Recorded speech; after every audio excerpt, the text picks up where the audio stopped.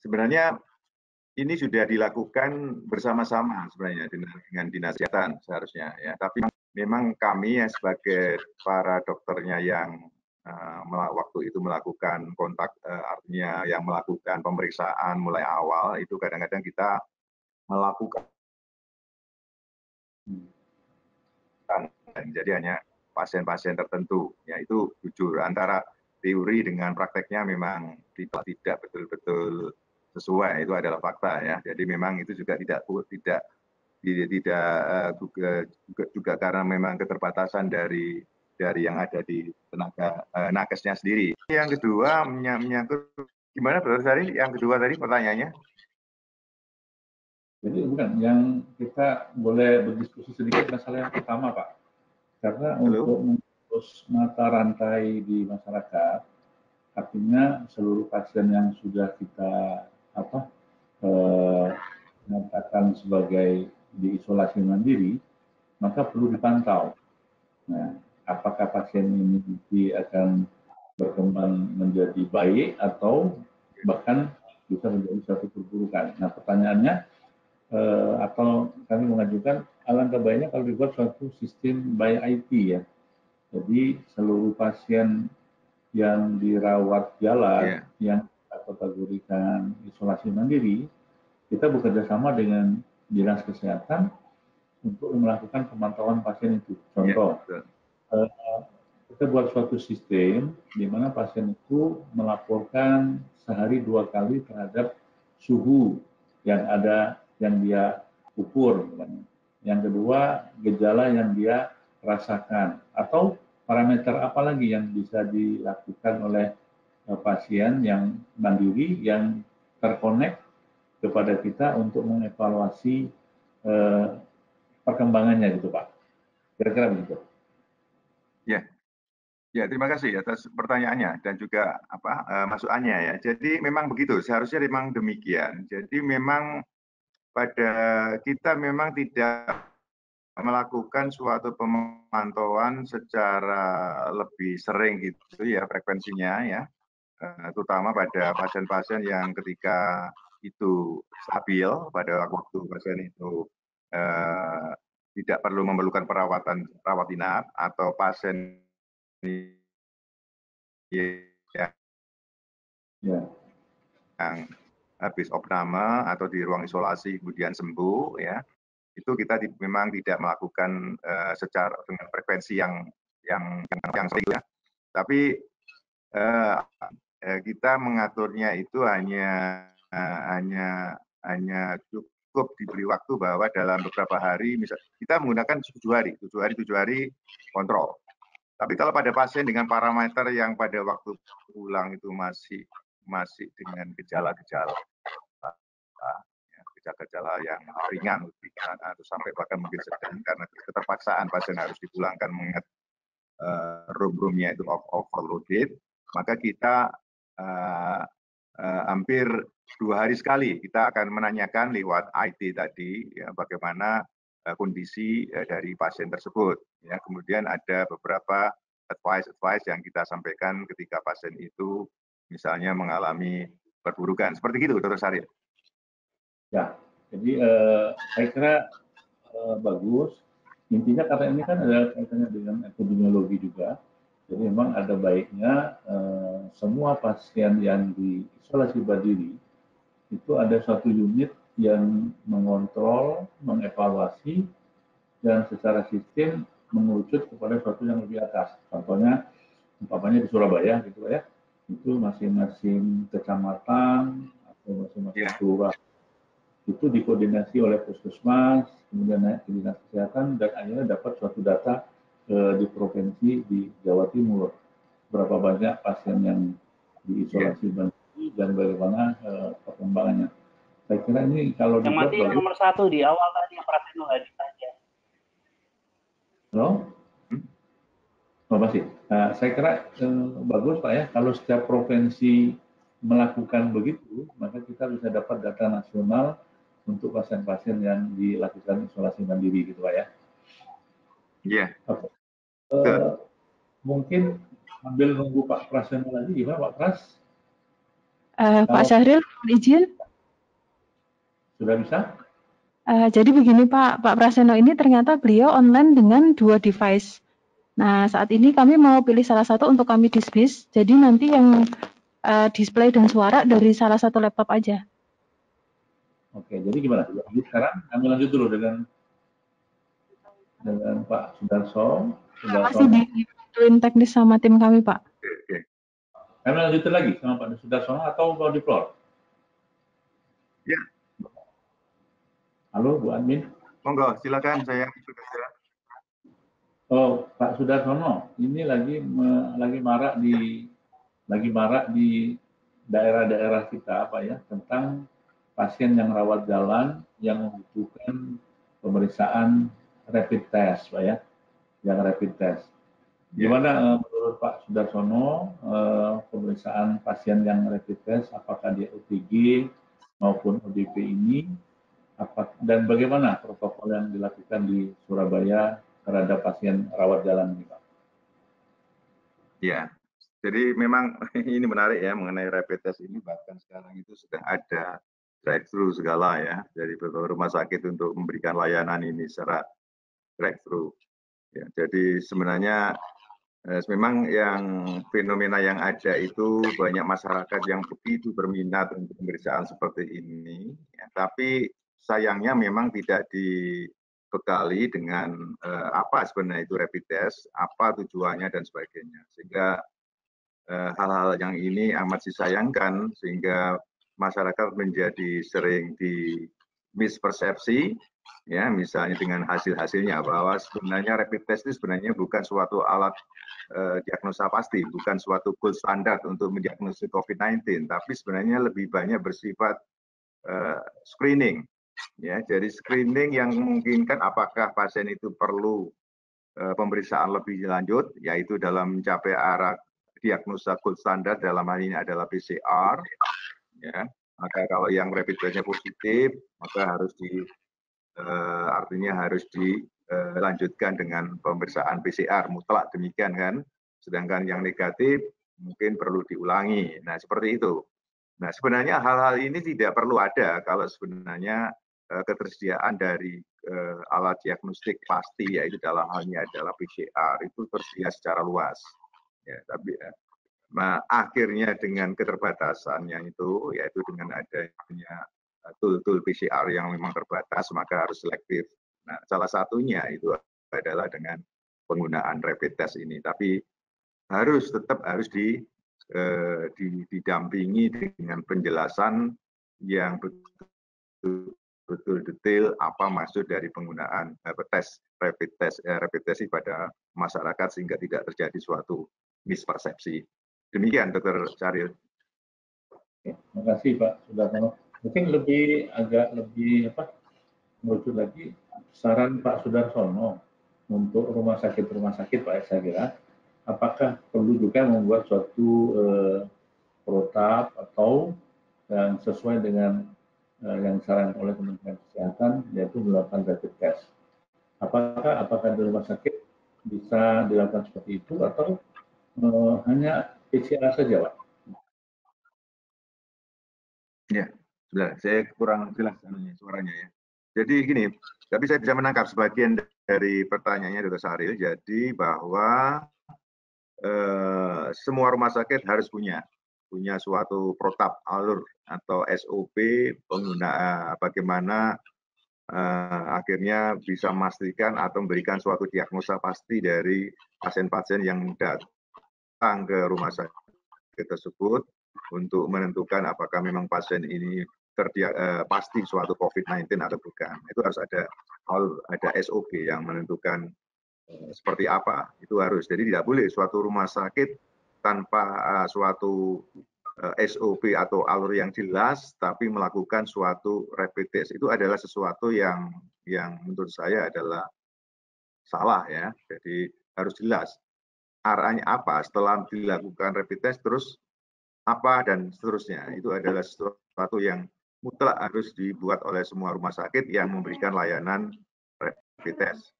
Termasuk sebenarnya juga bukan di rumah sakit saja, tapi juga layanan-layanan yang saat ini sedang digalakkan di berbagai tempat di luar layanan rumah sakit. Demikian Pak Syarif. Oke, terima kasih Pak Sudarsono. Gimana Pak Praseno, apa sudah bisa gabung? Apakah suara saya terdengar? Bisa, bagus. Bisa, coba bicara lagi Pak. Sudah Pak Praseno? Apakah suara saya terdengar? Apakah Ya. suara saya terdengar? Ya, sudah terdengar Pak Praseno. Kami persilakan Bapak untuk dapat Ya. mempresentasikan. Ya, terima kasih. Mohon slide saya ditampilkan.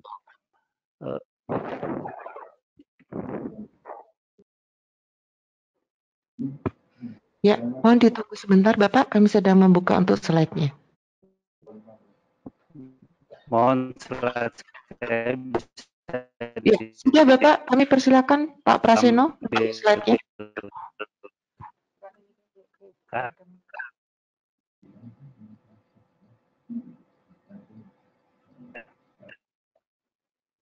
Ya. Siang ini saya akan memberikan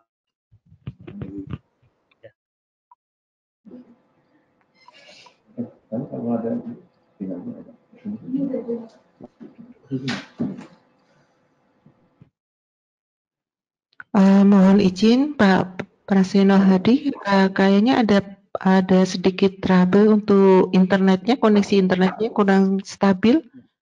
Mungkin kami matikan dulu untuk webcamnya ya Bapak.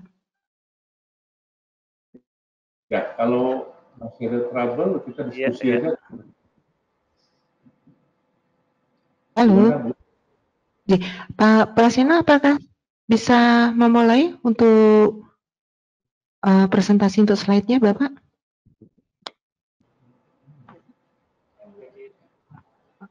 Mohon maaf Dr. Saril, ini kayaknya Pak Praseno ada sedikit masalah teknis kembali. Mic-nya kebetulan mikrofonnya hilang untuk ininya. Atau mungkin bisa. Boleh kami lanjutin diskusi dengan Pak. Oke, udah tampak. Halo. Halo?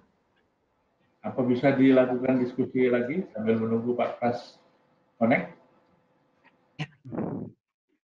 Kami persilakan Pak Syahril jika ingin dilanjutkan diskusi dulu. Mungkin sebelum saya teruskan, apa sudah ada dari audiens yang ingin berkomentar atau menanyakan sesuatu kepada Pak Sudarsono? Kami persilakan. Daftar pertanyaan sudah ada belum, Mbak? Mbak Arjun, ada yang mau bertanya nggak? Ya, ada yang mengangkat tangan untuk mengajukan pertanyaan secara langsung. Akan kita buka untuk mikrofonnya, Pak. Sebentar. Yang ini ditutup dulu aja, Mbak. Ini ada Bapak Dedi Sasongko. Ya, kami mohon untuk tombol mikrofonnya dapat diklik sehingga berubah menjadi warna hijau dan kami persilakan untuk mengajukan pertanyaan secara langsung, Pak. Mbak, slide-nya Pak Praseno bisa itu dulu, Pak? Diturunkan dulu, Bu. Ya, bisa Bapak, sebentar. Ya. Kami persilakan Pak Dedi Sasongko untuk dapat mengajukan pertanyaan secara langsung dengan mengklik tombol mikrofon untuk berubah menjadi warna hijau.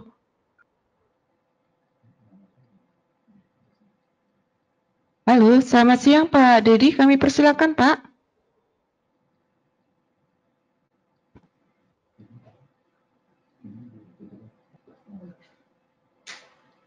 Mungkin ada kendala juga untuk teknisnya. Berikutnya kami akan buka dengan Ibu Eliwati. Kami persilakan Ibu untuk dapat mengklik tombol mikrofon sehingga berubah menjadi warna hijau untuk dapat mengajukan pertanyaan secara langsung. Halo, selamat siang Bu Eli.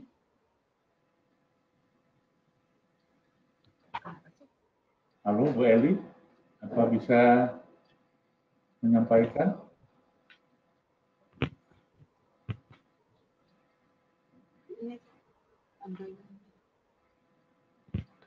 Untuk pertanyaan berikutnya saja, kita coba menyapa Pak Handoyo Pujo Widianto. Mohon untuk tombol mikrofon dapat diklik sekali Bapak untuk bisa dibuka dan bisa bertanya secara langsung. Ya, Ya, pertanyaan saya sudah. Ya, saya Handoyo, selamat siang semuanya. Pertanyaan saya sebetulnya saya tulis di chat. Jadi Indonesia itu dianggap becus kalau dia bisa menurunkan angka penularan dan angka kematian. Tapi ada konteks lain bahwa kelangkaan RT-PCR bila dibandingkan jumlah penduduk yang 260 juta.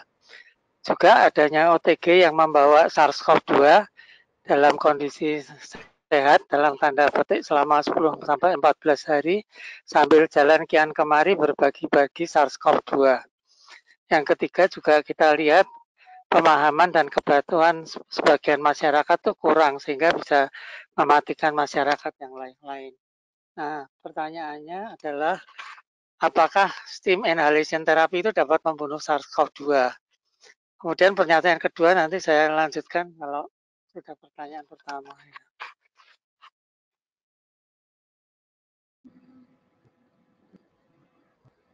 Pertanyaan sudah saya tulis di chat sebetulnya.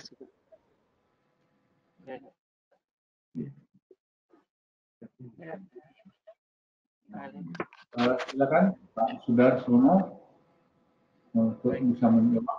Nah. Oh ya, sudah. Saya suaranya jelas. Saya coba lihat chatnya ya. Bisa dibesarkan lagi Pak, Pak, dikit lagi. Oke. Ya, ada ya di apa tadi? Saya kira tidak jelas suaranya. Yang terakhir tadi, yang bisa membunuh virus yang mana tadi? Apa tadi? Oh, ini. Steam inhalation therapy. Oke, sudah. Ya.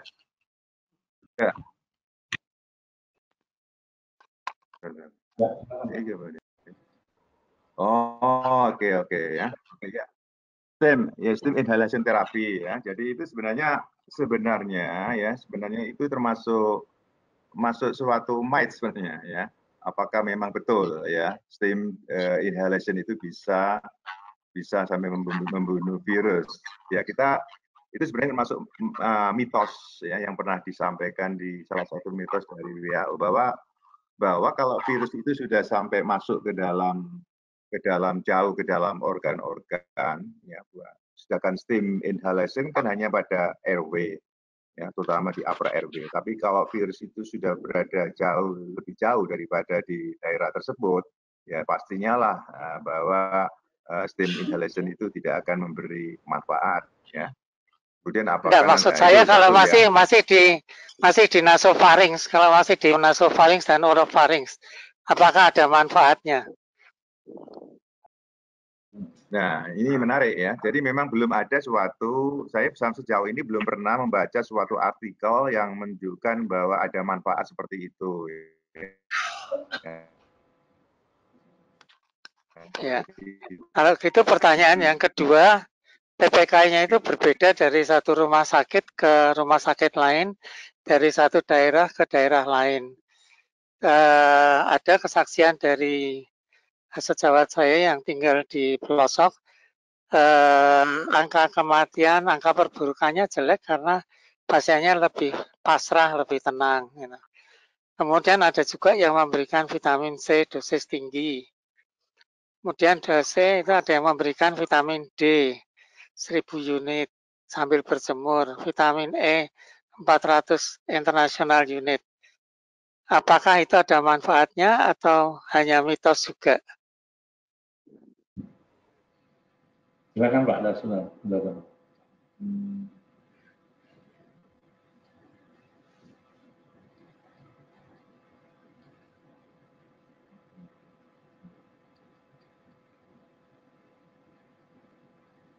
Silakan Pak Darsono.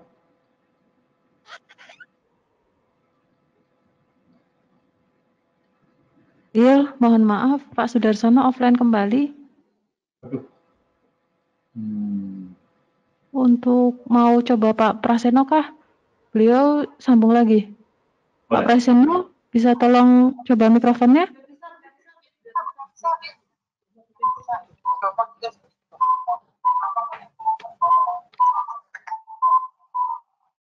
Halo Pak Pras.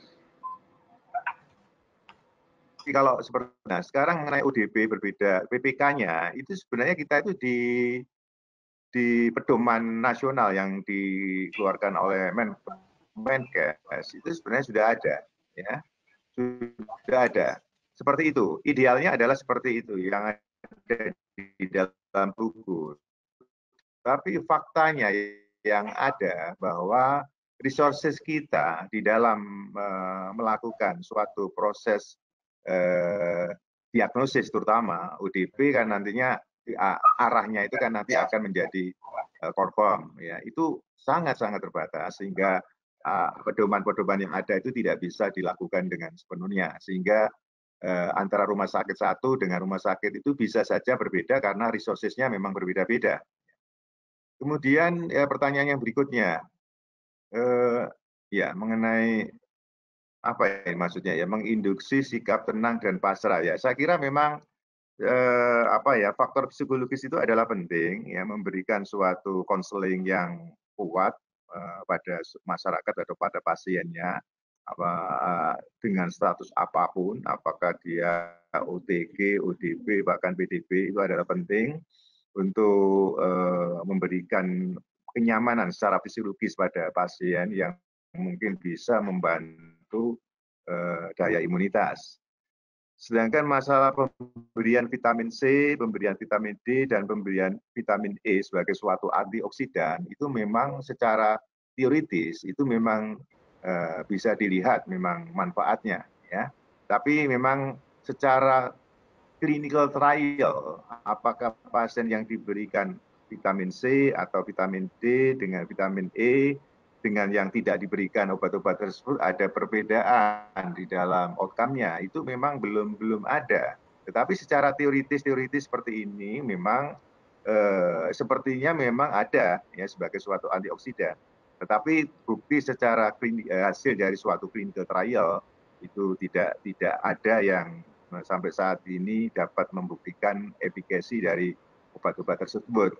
Tapi secara jujur memang banyak para dokter yang memberikan ini dan saya pikir itu juga tidak salah, tidak ada sesuatu yang merugikan dengan pemberian obat-obat vitamin tersebut. Ya, enggak ada salahnya untuk diberikan, ya, meskipun secara efikasi secara clinical trial belum ada. Yang penting pemberian itu tidak akan memberikan suatu efek yang negatif. Itu tidak ada masalah. Jadi bisa-bisa saja untuk diberikan. Demikian, Pak Andoyo. Ya, terima kasih, Dok. Ya, sama-sama. Monggo. Oke, terima kasih Pak Andoyo. Ada lagi yang mau tanya Bu Admin? Admin? Halo, Pak Admin? Mbak Admin, Mbak Admin. Halo, Mbak Admin, apa bisa diteruskan? Ada yang bertanya?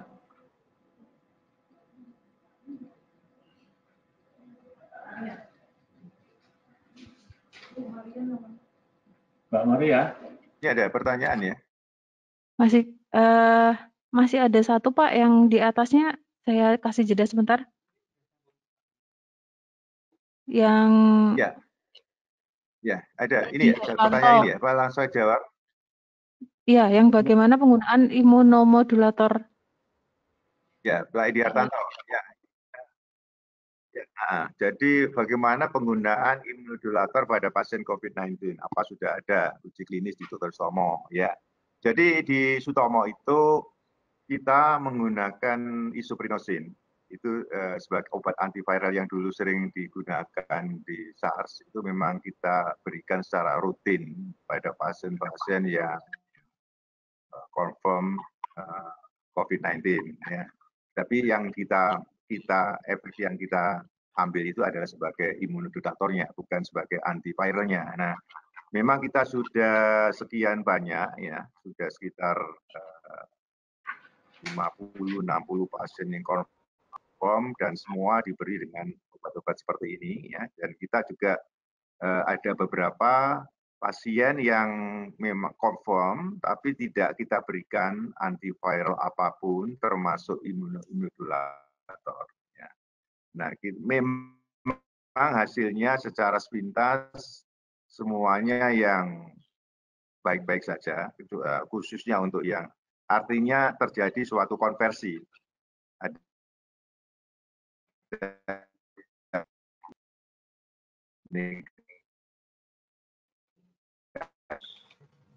Ya. Mohon maaf Pak Sudarsono. Cuma kita belum bisa menghitung secara statistik apakah memang ada perbedaan yang bermakna antara yang diberikan isoprenosin dan dengan yang tidak diberikan. Memang yang ada di Dr. Sutomo tidak semua. Oke, apa Pak Pras sudah bisa klik? Mas Pras? Tidak lancar ya? Pak Pras dengan telepon mungkin bisa ya, tolong. Cukup itu yang saya bisa. Ya, terima kasih Pak Sudarsono. Pak Pras bisa tolong mulai menerangkan atau pakai webinarnya bisa?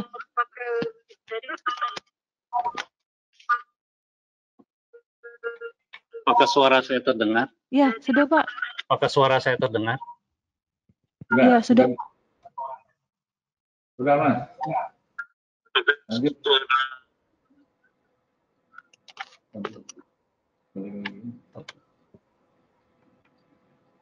Bapak, saya bukakan materinya.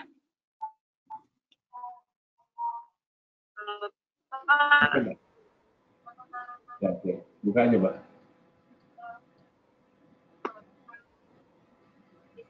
Oke, lanjut Mas Pras. Materi sudah ditayangkan.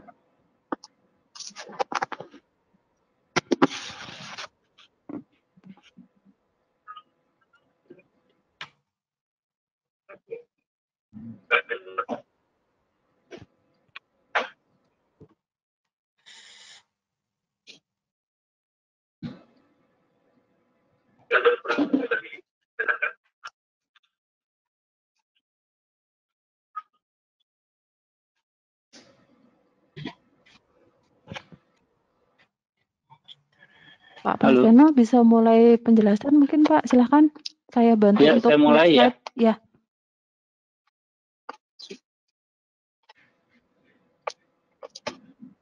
Ya, silakan Pak Pras. Halo, saya mulai ya. Ya, silakan Pak. Halo, saya mulai ya. Lanjut. Mohon slide saya. Sudah kami tayangkan? Sudah Mas, sudah Ya. ditayangkan tuh. Diagnosis dan penata laksanaan COVID-19 di ruang intensif. Apakah slide saya bisa ditampilkan? Bisa Pak. Oke.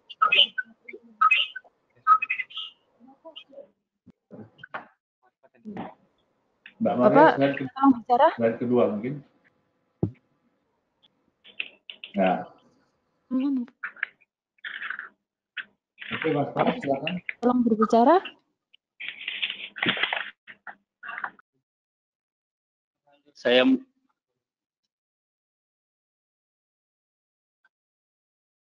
Bisa saya mulai? Ya, Oke. bisa Pak.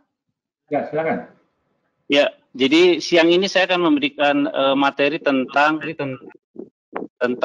penanganan intensif.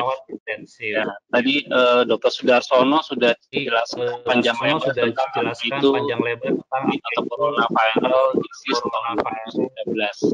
Saya rasa saya tidak akan banyak menjelaskan secara panjang lebar.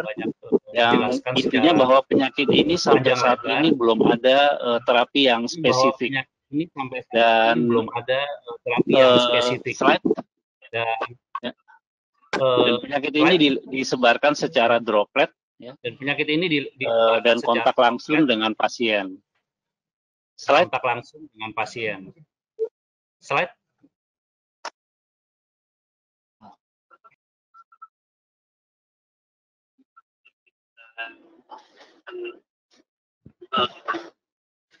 Bapak, nanti ada sedikit jeda untuk slide-nya. Slide. Ini saya buka pendahuluan 3. Slide.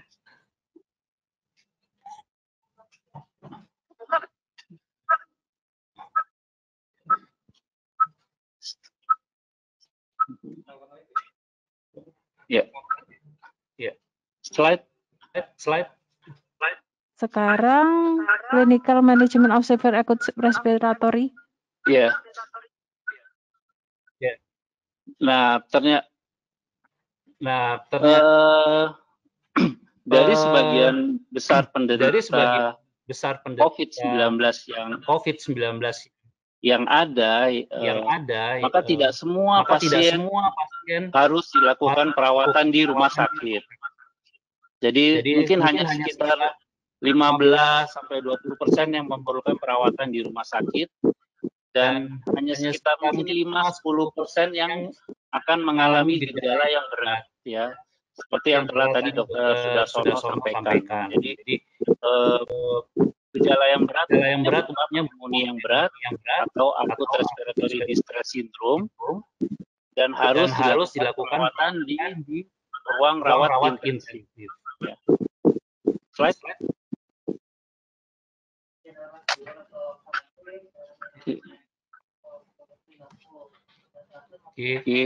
Nah, tadi Dr. Sudarsono sudah jelaskan bahwa salah satu pneumonia ya yang terjadi adalah pneumonia yang berat.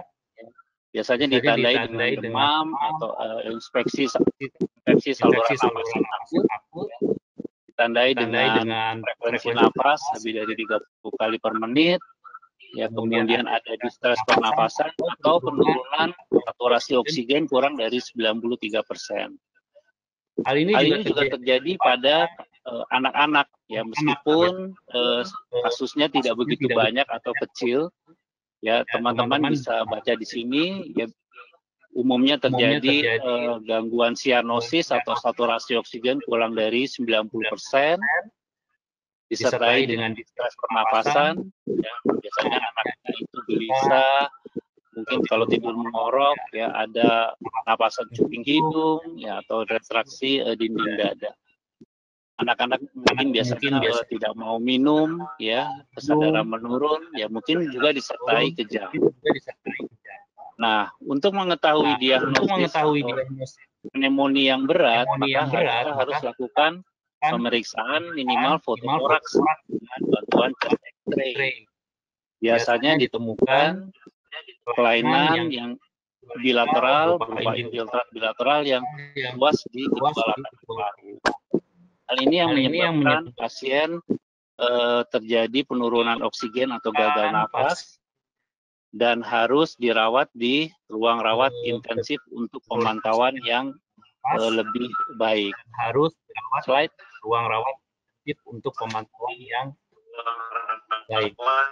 Slide. Pemantauan yang lebih baik.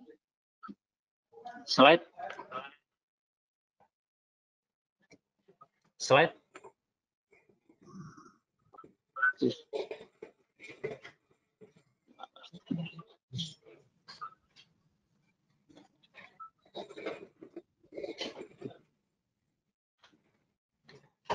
Slide. Slide.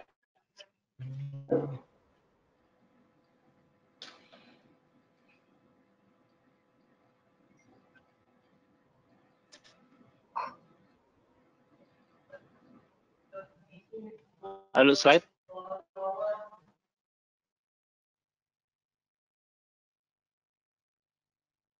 Slide.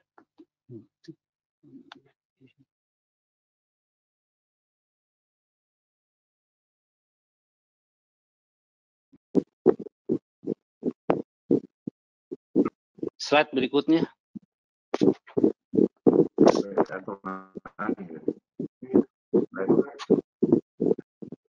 Slide berikutnya.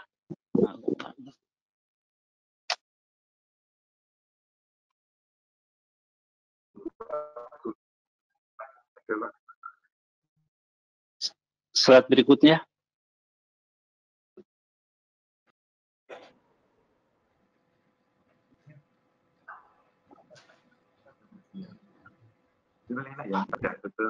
Halo.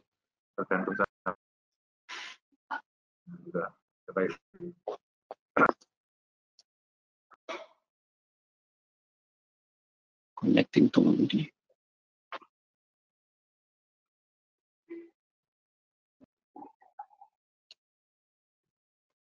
Slide.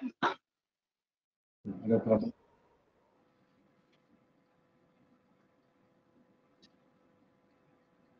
Ya.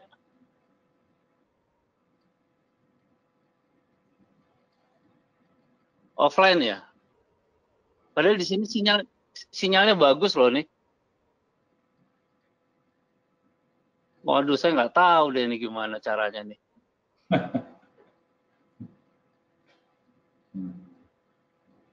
Oke, boleh silakan. Iya.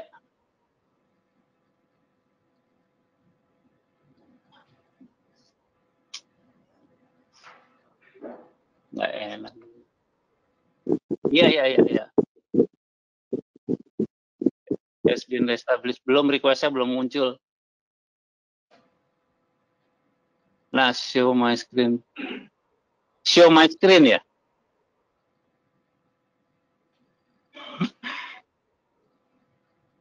Ini. Oke, aduh materinya nggak ada di sini.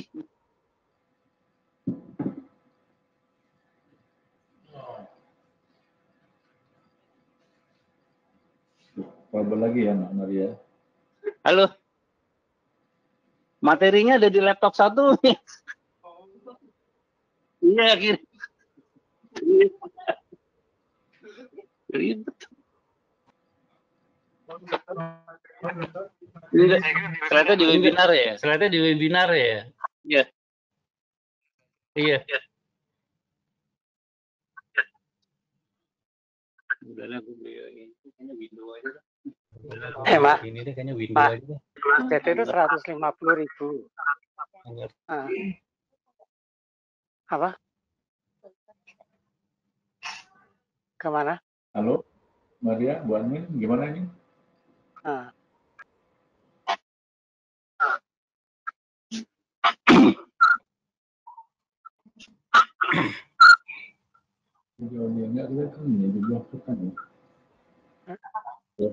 Relatif berapa? Oh. Naik sambal 11.000. Naik 1 ekor berapa? 110, habis itu 121. Plus? Tolong di-mute dulu, yang bicara.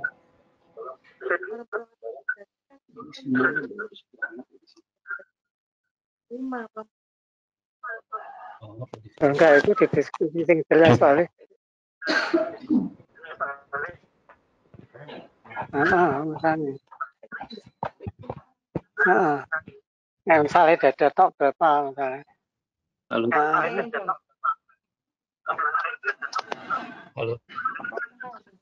Halo. Terus nanti Iya, kamu Bapak. jawab aku perinciannya lewat WA. Supaya aku bisa sambil berak. Bisa sampai alamatnya jago bareng. Maksudku tuh kayak misalnya si Citra itu kan ada kartu namanya atau ada kartu namanya. Kemarin kan kita dikasih bungkus deh.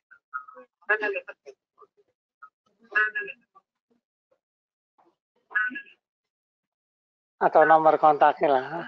Nah, makanya.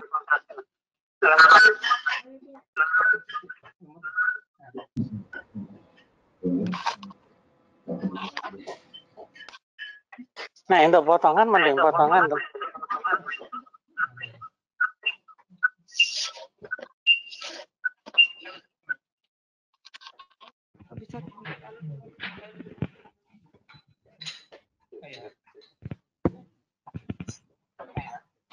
Terus tanya pagi itu bisa diambil jam berapa?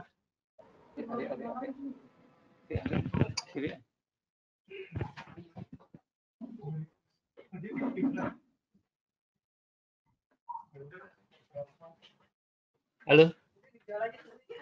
Nah, ini PIC.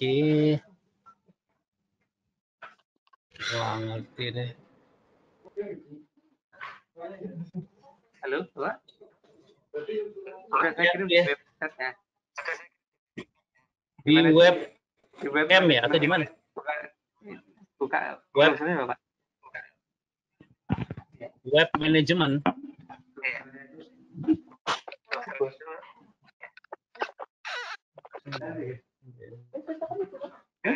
Nggak ngerti saya. Ini web manajemen.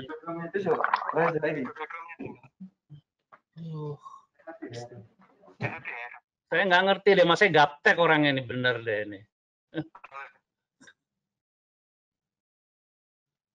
Kalau dilanjutin di sini gimana? Tadi soalnya internetnya error. Gimana? Itu ya ini. Kecil ini. Mati. Mati ini. Coba, Pak. Dari mati ini. Ini bukan. Nah, close. Ya, bentar. Ada problem dikit. Gini. Halo, Pak? Ya. Sekarang udah muncul belum? Nah, Iya. slide-nya Ya. belum muncul. Belum Ya. muncul. Ah. Ini, bentar lu. Mbak Admin, Mbak Maria. Halo? Mbak Admin. Mau. Tadi lagi dibantu nih. Halo, Admin. Halo, Mbak Admin. Pak Sudarsono. Masih sambil menunggu Udah, Pak. nanti dulu. Yang mana ya? Ya. Kita lanjut diskusi boleh, Pak? Sambil menunggu Dr. Prasono Ya, monggo. bergabung. Silakan. Kita diskusi, boleh, Pak? Oh, harus utuh. Oh, tambah rempelo bisa. Tambah sambal Halo. bisa. Bu Admin, Bu Maria. Nomornya kasih anak aku. Ya, mari. Kirim. Tapi Naisa pakai teks ya, jangan pakai VCF ya. Karena itu nanti mau tak terus kayak kita. Pak Sudarsono bisa kita diskusi lagi, Pak, boleh, Pak? Ya, Sambil menunggu. Ya, Pak. Ya, baik, silakan. Ya, silakan. Dari audiens ada yang mau bertanya atau berkomen untuk materi Pak Sudarsono sambil kita nunggu Pak Prasono?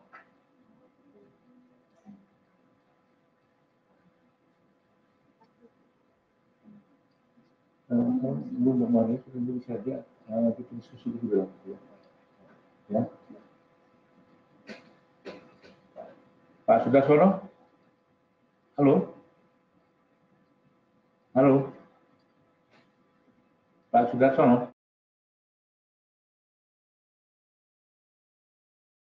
Itu ekstra satu sambal. Oh. Tapi kamu hati rempelonnya mau loh.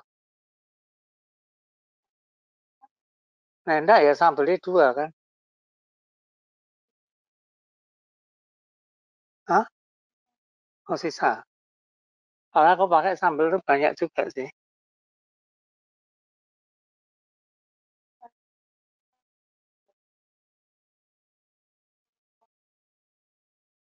Oh. Hah? Harganya rempelo berapa, hati berapa? Oh.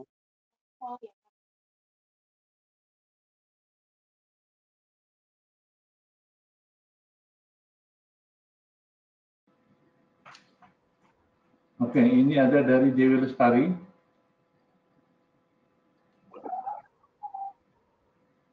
Silakan Pak Sudarsono untuk bisa menjawab ini. Oke, ada pertanyaan dari Dr. Tari ya. Dr. Tari bertanya, jika seandainya keadaan darurat, apakah pasien COVID-19 boleh diberangkatkan melalui pesawat dan bergabung dengan penumpang lainnya? Ataukah harus dibuatkan khusus penerbangan tanpa bercampur dengan penumpang lainnya? Ya. Jika boleh, apakah kru pesawat dan penumpang lain perlu dilakukan tracing lebih lanjut atau tidak perlu? Hanya memastikan APD lengkap, jarak aman, atau harus dilakukan tracing lebih lanjut? Ya, saya kira ini adalah pada keadaan darurat ya. Jadi suatu keadaan yang tidak ada pilihan lain selain bahwa pasien itu memang harus diberangkatkan melalui pesawat dan kemudian bergabung dengan penumpang lainnya.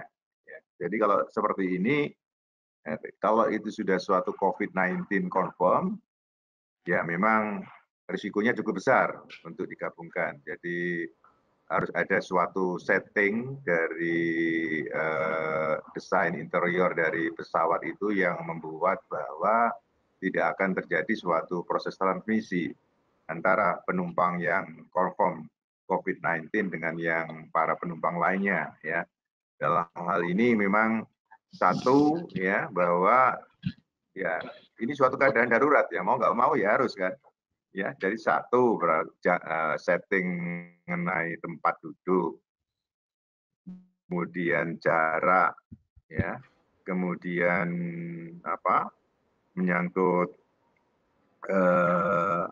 pemakaian AC misalnya ya, dan itu memang ya ini suatu hal yang sebenarnya tidak perlu sampai terjadi ya, sampai pasien harus confirm COVID-19 kemudian harus berangkat naik pesawat. Itu sebenarnya sudah menyalahi suatu kaidah-kaidah di dalam mencegah proses transmisi antara pasien yang sudah confirm dengan yang lainnya yang masih sehat ya. Tapi kalau memang pertanyaannya ini memang sulit ya. Kalau sampai seberapa besar ujungnya sampai dia harus diberangkat bersama-sama dengan penumpang lain. Jadi yang paling tidak ya kita bisa mengatur settingnya aja. Setting interiornya ya diminimalisasi, diminimalisir kemungkinan adanya proses transmisi. Walaupun itu bukan suatu jaminan yang bisa mencegah, menjamin bahwa tidak akan terjadi proses penularan. Pasti proses itu minimal mungkin bisa akan terjadi. Ya, jadi agak susah kalau pesawat itu di setting sedemikian rupa sehingga tidak akan terjadi transmisi. Ya. Jadi kalau sudah seperti ini ya, maka pasien yang orang-orang penumpang yang berada di dalam, berarti kan itu orang yang kontak erat berarti dalam perjalanan, termasuk definisi operasional kontak erat salah satunya ya seperti ini, dia berada dalam suatu kendaraan ya di dalam jarak tertentu dan dalam waktu yang tertentu. Nah, kontak erat ini dilihat kembali, kemudian kalau dalam 14 hari terakhir dia tidak ada gejala, dia termasuk OTG. Ya, tapi kalau ada gejala, ya ada gejala, dia sudah termasuk PDP. Baik gejala itu hanya masih dalam sebatas gangguan respirasi atas, ya tanpa ada pneumonia. Ya. Bahkan kalaupun ada pneumonia itu sudah termasuk suatu PDP. Ya, ini adalah dan ini harus dilakukan suatu tindak lebih lanjut seperti apa, yaitu pemeriksaan isolasi mandiri, kemudian pemeriksaan rapid test untuk memastikan bahwa orang tersebut tertular atau tidak. Ya, saya kira itu. Nah, sekarang pertanyaan dari Dr. Dedi Sasongko ya. Apakah panas tinggi lebih dari 40 derajat perlu diberikan early antiviral karena hasil swab di daerah bisa jadi 2 minggu? Ya, ini pertanyaan yang menarik. Ya, jadi memang begini. Jadi perlu tidaknya untuk seperti saya katakan di dalam slide saya tadi bahwa sebenarnya obat-obat antiviral yang sekarang ini sudah banyak digunakan itu harus sifatnya masih dalam kondisi trial, kecuali dalam kondisi-kondisi yang severe, COVID-19 severe. Ya, itu bahkan memang bisa diberikan, tapi tetap masih dalam ranah suatu uji klinis ya, yang mungkin tidak terstruktur sebelumnya atau tidak terstruktur, artinya sudah dibuatkan bahwa ini adalah suatu keadaan yang urgent yang harus diberikan dan kita harus tetap menilai hasilnya seperti apa. Nah, kemudian panas yang tinggi ini apakah menjadi ukuran bahwa ini adalah suatu kasus yang betul-betul severe ya, misalnya kalau kasus itu kan masih PDB, ini kan hasil swabnya kan belum ada, berarti kasusnya adalah PDB. Nah, kalau hanya sekedar temperatur di atas 40 derajat, ya, kemudian tidak ada tanda-tanda yang menjurus ke atas suatu kriteria severe, ya, severe infection, atau dalam hal ini kalau ada pneumonia ya severe pneumonia, ya saya kira ini bukan suatu indikasi yang perlu diberikan segera antiviral tersebut. Ya, saya kira itu Dr. Dedi Sasongko. Mudah-mudahan puas dengan jawaban saya. Terima kasih. Oke, terima kasih. Sudarsono menjawab pertanyaan dari Dr. Dewi Lestari dan Dr. Dedi Sasongko. Masih ada lagi dari audiensnya? Oh, ini ada lagi Pak, banyak nih pertanyaannya buat Pak Sudarsono. Silakan Pak, dijawab Pak. Ya, baik, saya jawab baca ya dari Pak Ondri Dwi Sampurno ya. Bagaimana sekiranya diberikan imunomodulator herbal indikasi sesuai izin BPOM sebagai komplement pengobatan standar? Apa dimungkinkan meskipun tidak dalam skema uji klinis? Baik, suatu pertanyaan yang menarik ya. Jadi begini. Jadi di suatu rumah sakit ya, ya, masing-masing itu ada yang disebut standard of care. Jadi standard of care itu kalau pasien itu apakah itu rawat jalan ataukah itu rawat inap, masing-masing punya standard of care.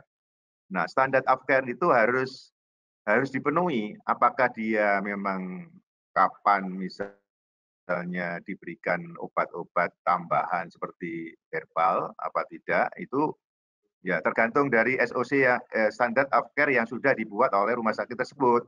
Ya, jadi kalau misalnya di standard of care, standar pelayanan pengobatan yang dibuat itu tidak ada, ya kita tidak bisa memberikan begitu saja, ya tidak bisa diberikan begitu saja. Ya, biasanya rumah sakit itu akan membuat standar of care berdasarkan bukti-bukti ilmiah yang sudah ada mengenai herbal itu kan evidence base secara ilmiah itu kan artinya melalui uji trial, clinical trial itu kan belum ada, tapi hanya mungkin suatu konsep-konsep dari opini dari para expert dan kemudian pernah dicobakan beberapa pasien kok bagus, tapi tidak diuji secara statistik ya. Jadi itu jawabannya. Jadi tidak bisa kalau itu mau jadikan pengobatan standar ya harus dibuat standar of care-nya ya, diberikan obat tersebut ya, kemudian dasar ilmiahnya apa, itu harus dipenuhi. Jadi tidak begitu saja diberikan semata-mata tanpa dasar yang kuat.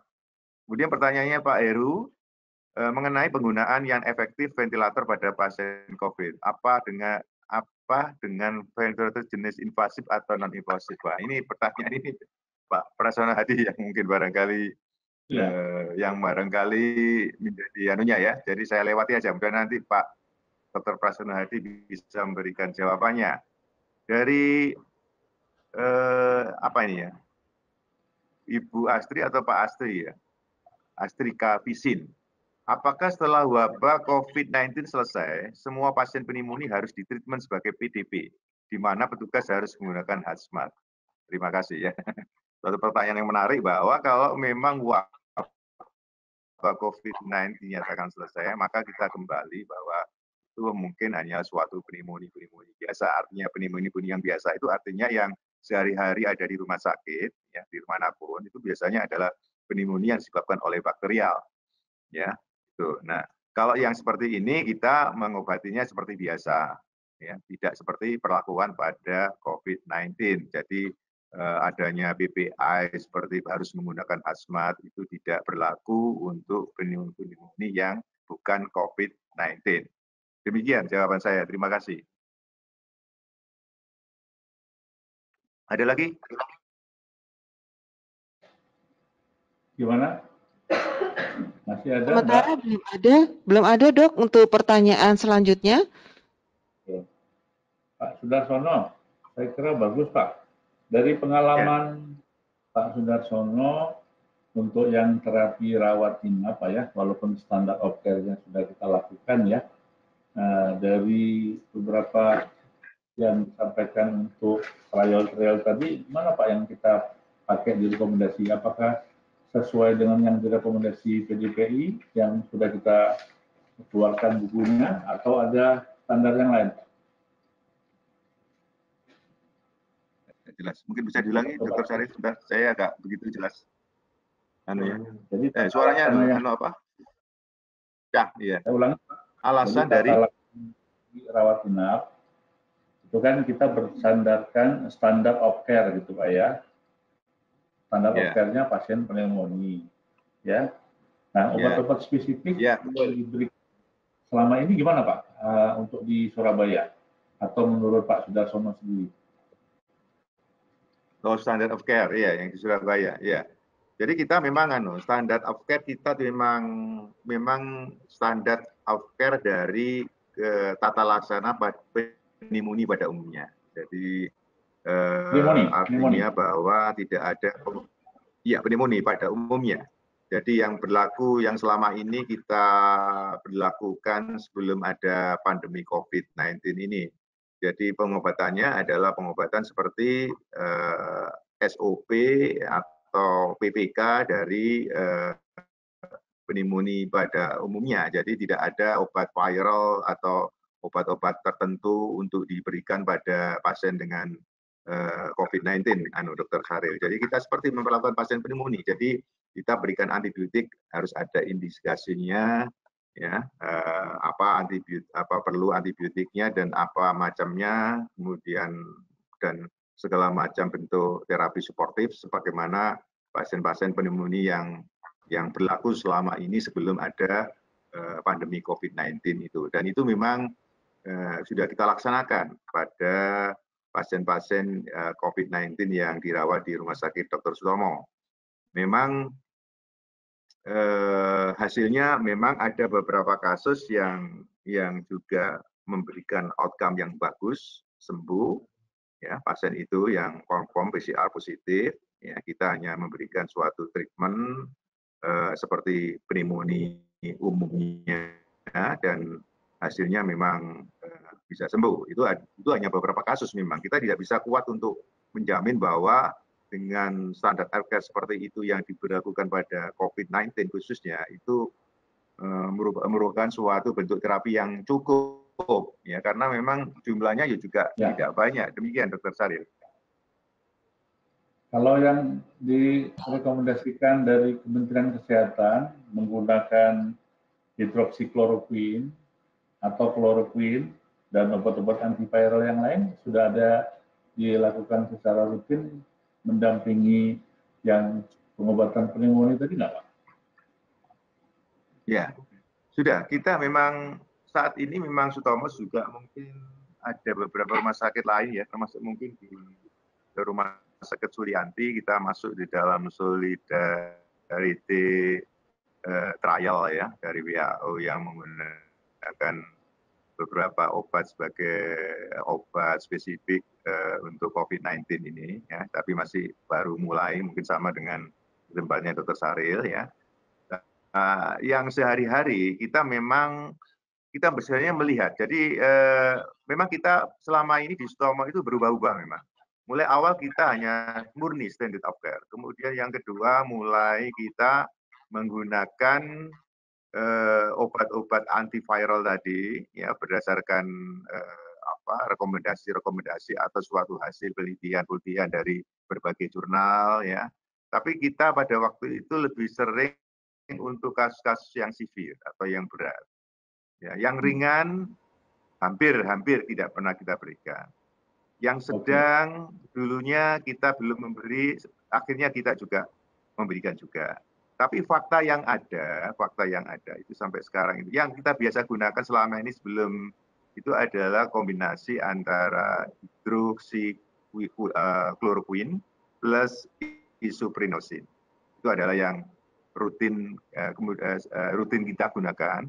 Sebelumnya kita pakai Aluvia, ya, tapi karena Aluvia itu adalah mempunyai program HIV dan kemudian ada semacam sinyal untuk tidak menjelanjutkan pemakaian ini, ya, akhirnya kita kemudian beralih dengan pemakaian kloroquine. Nah, hasilnya itu memang kalau kita lihat, memang kalau saya sih melihatnya itu dari sudut konversi, ya. Dari yang PCR positif menjadi negatif. Itu kan tujuan dari obat antiviral kan seperti itu. Tapi memang saya melihat secara sepintas itu konversi itu ada yang cepat, ya, ada yang lambat sampai 1 bulan, walaupun diberi obat-obat seperti ini, ya, tetap aja masih positif. Itu adalah pengalaman yang ada di Rumah Sakit Dr. Sutomo yang mungkin belum cukup untuk dibuat sebagai suatu kesimpulan. Demikian, Dr. Saril. Oke, terima kasih Pak Sudarsono. Masih ada dari audiensi yang ingin bertanya, Mbak Maria? Untuk sementara tidak ada peserta yang ingin bertanya, Dok. Dan juga kebetulan waktu juga sudah menunjukkan pukul 3. Kami persilakan Dok untuk selanjutnya. Baik, Bapak Ibu sekalian, saya kira waktu kita sudah pas jam 3, Pak Supriyanto. Cuman kita agak sayang ada gangguan dari pembicara tadi, Mas Prasetyo Hadi. Mungkin kita agendakan di kesempatan yang lain gitu Pak Priya. Tetapi kami simpulkan sedikit apa yang disampaikan oleh Pak Sudarsono tadi menarik. Jadi memang untuk penata laksanaan COVID ini harus simultan, serentak dari hulu sampai ke hilir. Yang tidak kalah pentingnya adalah kita ikut atau masyarakat ikut atau petugas ikut untuk memutus mata rantai di hulu, ya, sehingga dengan program PSBB ini itu mempercepat pemutusan mata rantai sehingga tidak terjadi penularan yang lebih banyak. Nah, tentu saja untuk yang kasus yang dirawat jalan maupun dirawat inap rumah sakit, ini pun harus dikelola dengan baik.